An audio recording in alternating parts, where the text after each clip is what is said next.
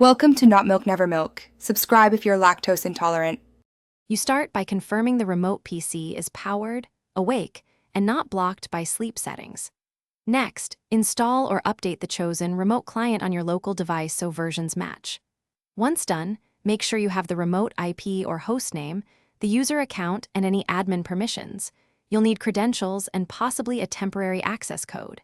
If a firewall exists, ensure port or app access is allowed before moving to session initiation. You now authenticate. Enter credentials or use single sign-on, and enable two-factor authentication if available to reduce risk. Next, choose the right protocol, RDP for Windows, VNC for cross-platform, or a secure tunnel if the PC is on a public network.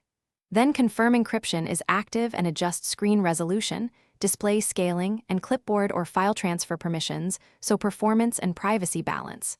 If latency spikes, lower resolution and disable unnecessary sharing.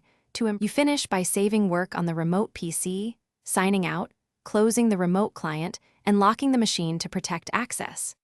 If the connection drops or won't start, first check both local and remote network status and the client logs. Make sure firewalls and router NAT rules aren't blocking the session.